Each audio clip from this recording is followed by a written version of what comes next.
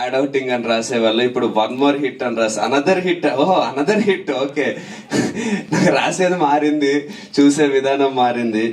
So yeah, feeling relieved and happy for that first.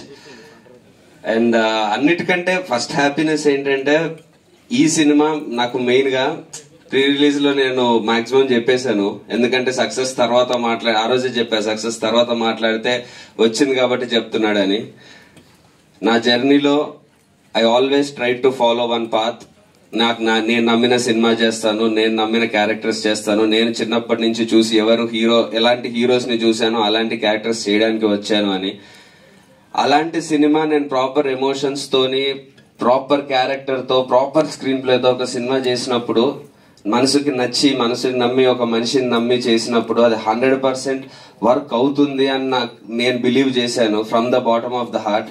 So in fact నాకు surprising ఏం లేకుండా అది హిట్ అయినప్పుడు. బట్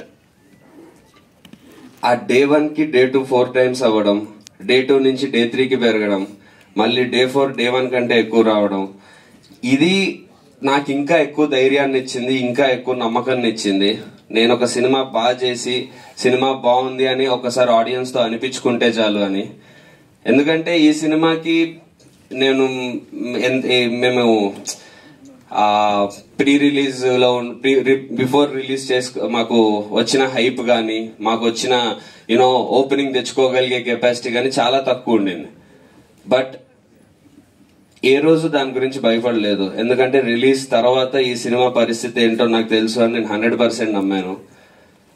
అది ఆడియన్స్ ప్రూవ్ చేసినందుకు, రిలీజ్ బిఫోర్ ఎట్లున్నా ఏదున్నది అనేది పట్టించుకోము, రిలీజ్ తర్వాత సినిమాని అది బాగుంటే చాలు, మేమే ముందుకు తీసుకెళ్తాము అని ఆడియన్స్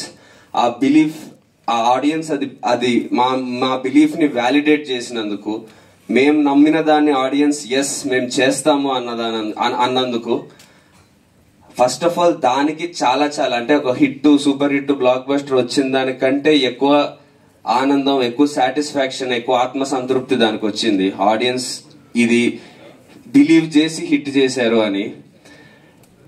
ఎందుకంటే ఇది స్టార్ట్ అయినప్పుడు మా సినిమా డెఫినెట్లీ మంచి సినిమా ఇదంతా అనుకొని స్టార్ట్ చేశాను.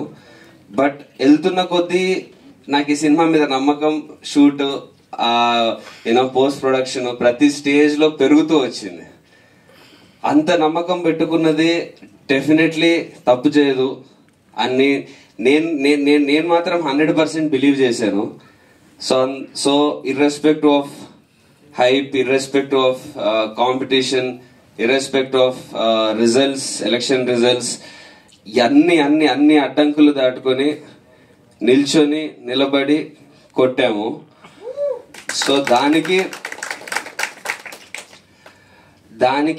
ఫస్ట్ ఆఫ్ ఆల్ నాకు వచ్చిన ఆ ధైర్యం, నాకు వచ్చిన సపోర్ట్ ఆడియన్స్ నుంచి.